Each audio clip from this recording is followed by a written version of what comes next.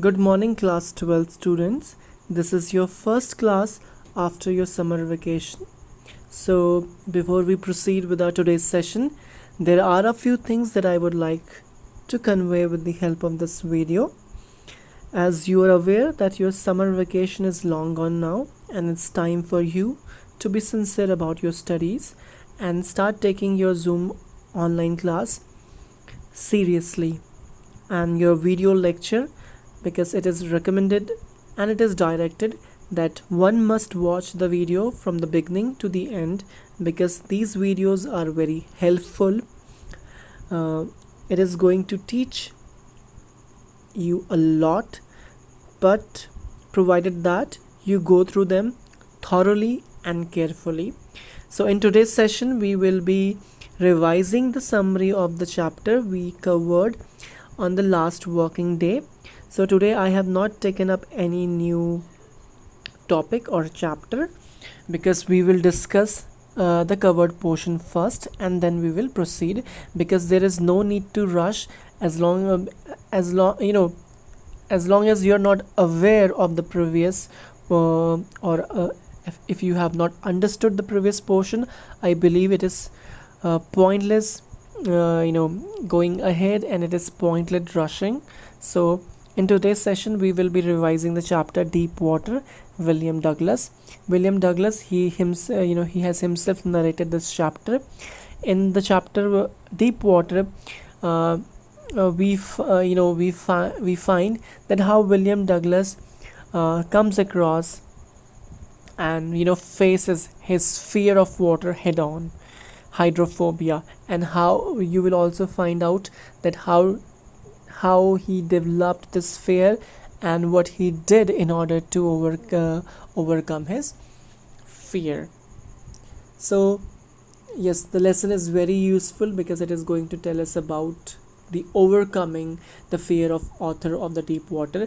And why it is useful, because in our life everyone, including me and you, everyone has a fear, and sometimes instead of facing the fear we run away from it, and that's how it becomes overpowering and we have to accept the defeat. But on the contrary, in this chapter you will find that William Douglas, the narrator, he faces his fear and eventually he won over it. So let's find out. Let's go through the summary, because we have already discussed the difficult word meaning, and we have already gone through the chapter thoroughly and carefully. So let's discuss the summary first. So the chapter it portrays the journey of the author, that how he overcomes the fear of deep water, right? And this hydrophobia, it started at the age of 4. And how did it start? It started at the time of visiting California. He went to the beach in California with his father, and he was knocked away by a gigantic wave. So the wave swept over him at the time of visiting a beach, right? The author, he was scared because he almost drowned, right? However, his father laughed because he was aware that he was not going to drown, and obviously he was there to help him, right? But William Douglas, he was terrified by this incident, and a deep fear was developed back then in him, right? So at the age of 11 years, something terrible happened. But before that, he wanted to improve. He wanted to overcome his fear. He wanted to enjoy swimming and all. So he decided that he would go to a swimming pool in Yakima, and not the river Yakima, because Yakima river is very treacherous, because a lot of people had drowned there. And also his mother warned him that he must not go. Yes, he should not go to Yakima, river. So that is why he chose to go to a swimming pool in Yakima, because Yakima swimming pool provide ample and enough opportunities for the beginner, right? So when he was trying to learn swimming, one day, when he was alone at the swimming pool, a bully thought to pull a very bad prank on him. So the author was pushed by the bully in the deep end of the pool, and obviously he was frightened. He is a beginner because he has been coming to this swimming pool for like 2 or 3 days, so he hasn't learned yet, right? He has just managed to stand in the water. So what happened when this incident took place, when the bully threw him into the deep water, because this swimming pool, it is 3 to 4 feet deep at at the at one side, and at the other side it is 9 feet deep. So he was thrown into 9 feet, right? uh, so he almost drowned there. He struggled to hold on to something, but he could not, and he could not even shout for help, right? Because he began to paralyze, right? And he was about so on the way, sorry, and on the way, because he is frightened. He has been thrown into the 9 feet deep water and he is drowning. He's frightened, but he has not lost his senses completely, because this child, on the way to the bottom of the swimming pool, he made a strategy. What kind of a strategy are we talking about? He made a strategy to uh, uh, to save himself. And so what was that strategy? He made a strategy that when his feet would touch the bottom of the swimming pool, he would spring up and he would come to the surface like a cork, and he would lie flat on the surface of the water and try to swim across the edge of the swimming pool. So but on the contrary, those 9 feet, it seemed like 90, because he was choking. He was running out of oxygen and he could not even breathe underwater. Obviously nobody can breathe underwater, right? And he's a beginner, he's an amateur, so he was panicking, right? And it was very difficult for him. So when the very moment when he touched he touched the bottom of the swimming pool, he followed the same strategy, but it actually took him a while to come to the surface of the water, right? And then his nose was out of the water, and then his mouth. But his strategy failed for the first time, because he could not lie flat on the surface. His leg hung like a dead weight, right? And then he went down the second time, and then he remembered his strategy. When he opened his eyes, he could only see the yellow tinge of water. He could not even scream. He wanted to grab something, but he could not. And then he went down, and then again he came. Again he took a while to come to the surface of the swimming pool, and then he went to the bottom of the swimming pool the third time. And the third time was the very terrible, because he has already lost. He's a lack of oxygen. He has lost his strength, and he was about to die. The curtain of his of life, it was about to be shut. And at this moment, what happened, when somebody somehow rescued him, and this was the experience that haunted him for lifelong.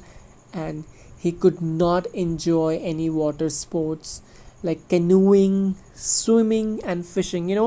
This question is asked it is frequently asked in board examination, that obviously, why did he decide to overcome his fear of water? When did he hire? Because he in order to overcome his fear of water, he hired an instructor. And why did he hire an instructor? Because he could not enjoy his water sports, right? And obviously he wanted to overcome his fear. He could not enjoy canoeing, he could not enjoy swimming, he could not enjoy the beauty of lakes in California, in Colombia, right? So what happened? He decided that he would hire an instructor.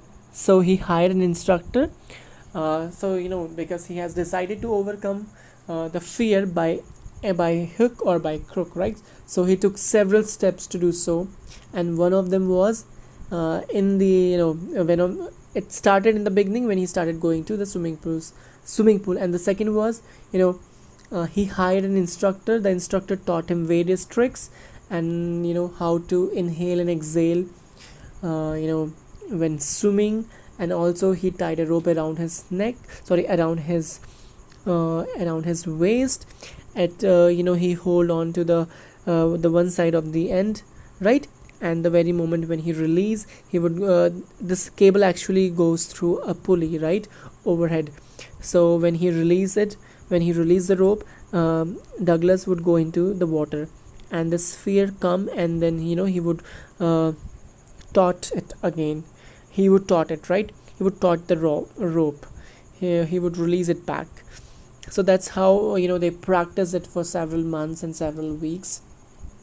Then he went for kicking the legs on the side of the pool, and lastly all the moves were combined by him. Inhaling, exhaling, how to remain in the water, how to swim, right? And lastly, all the moves, all the practice, and all the training were combined by him, and he was able to he turned out to be a swimmer, not the good swimmer, right? But he was not sure yet, because he wanted to enjoy, and he wanted to test himself in the absence of his trainer. So he decided that he would try to swim the length and breadth of the swimming pool in the absence of his trainer. And he did. He managed, and he actually swam across the length and breadth of the swimming pool, and the tiny fear came, but he was able to handle it. But he was not satisfied, because he wanted to try something else. He wanted to try something bigger, because he was not happy. So he tried in different lakes. He also swam the lake, and and then he turned out to be a great swimmer. So that's this is the summary of the chapter, the deep water. We just came to know that how Douglas made himself a good swimmer. And that is because well, it is not all about the instructor, because what the instructor just built a swimmer out of Douglas piece by piece, right? But it was actually his own determination. It was Douglas' determination, because without his determination, he wouldn't be able to able to overcome his fears, because it actually took 3 months. The instructor held him high on a rope attached to his belt, right, which actually went back and forth across the pool. Understand? The instructor taught Douglas to put his face under water, exhale, and to raise his nose and inhale. And he also taught Douglas that how he's supposed to just hold on, how he's supposed to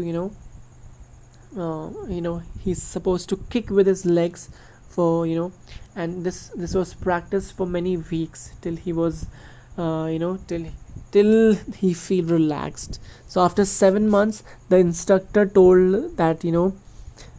him that now he could swim the length of the pool, and that's how he conquered his terror. Okay, now let's look at the question answers of textual question answers. Let me just remind you once again, textual question answers are very compulsory, because whenever you receive your homework, it is likely that you find question answers that are not textual, not given in your book. So right, so that is, but it is also likely that few questions, right, they could actually be a copy of the question that you have in your notebook, copy of a textual question. So in that case, you don't have to repeat it, right? Once you have done a question, you don't have to repeat it. So this is where your common sense is required. But textual questions all are compulsory, so we'll go through the textual questions. in this session today. How does Douglas make clear to the reader the sense of panic that gripped him as he almost drowned? Describes the detail that have made the descriptions vivid. So in this particular question, basically you have to narrate the horrific, right? The horrific experience in water. So I think Douglas, when he underwent a horrific experience in water, uh, you know I think let's talk about all the experience. The experience, it first started at the sea beach with his father, when a powerful wave passed over him and he almost drowned. And the other experience, it was very horrible one. It took place in the YMCA swimming pool. You know, uh, yes, because he does not Douglas, he did not know swimming, and he was scared. He went up and down. His head ached. His lungs were bursting because he was out of oxygen, right? And this overwhelming terror seized him, and in fact he was almost drowned. So this horrible experience, it left a permanent impression or impact on Douglas' mind. It took him, right? And it happens, when experiencing something of this sort, it makes people feel like, that feel like narrating it to others, right? So it was natural for Douglas to share his experience with the readers. But there are some other experience too. It was the experience of total peace and with no fear of death. So sometimes, you also come across this question where you have to write that Douglas finds the what how when they talk about the experience of total peace. It was the experience of total peace because there was no fear of death, because he was on the verge, he was at the doorsteps of death, right? So Douglas finds that there is terror of death, but death is not terrible. So later we see that he was able to overcome it, and getting terrible fear, and he conquered it, and it was his will to live became intense. He started enjoying every minute of living. His experience and his persuasion, his conquest of his fear is a lesson for all the readers. So it is not just about the horrific experience. It's also about the learning and the lesson that we get from Douglas. How did Douglas overcame his fear of water? We have already discussed this, that he hired instructor. He hired instructor. They practiced for 7 months.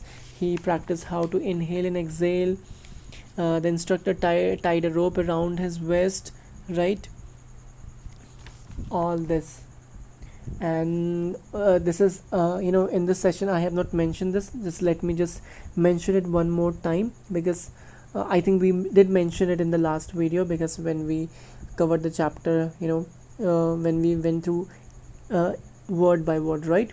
So when he tested himself in the swimming pool in the absence of his instructor, to get more confidence, he went to Lake Wentworth, right? There he died off a dock at Triggs Island, and then he swam 2 miles using all types of strokes, all types of the way they swim. And only once his old terror came back, but Douglas, he overcame with a laugh, and that's how he was able to get over his fear of water totally. And then third question is, why does Douglas as an adult recount a childhood experience of terror and his conquering of it? What larger meaning does he draw from this experience? See, I think the part of the you know the part of this question's answer, I think I have just discussed in the first question, right? The learning and all, that he conquered and all. I think so. That's all we have in this chapter. In case you have any questions, you can approach me, and please do your homework sincerely. Never skip it. And yes, your online Zoom classes, it is very important, children, that you must attend it, as we have already seen that the online test, everything is very compulsory, because we never know, as you are aware, that in the last year, the 20 the 20 and 21 session, um, you know the weightage is going from class 10th, class 11th, and class 12th, right? So the internal assessments are very important, so don't take them very lightly. And in order to achieve good marks in internal assessment, everyone needs to pay attention to the lectures, the videos, the homework, the worksheets, and everything, because if you will do them faithfully, then only you will be able to achieve good marks. Thank you, everyone. Be faithful to your studies, complete your homework, submit it on time, never shrink from your responsibilities, do not avoid homework, and please try to be sincere and do not give any false, baseless, and stupid excuses for your incompetency. Thank you.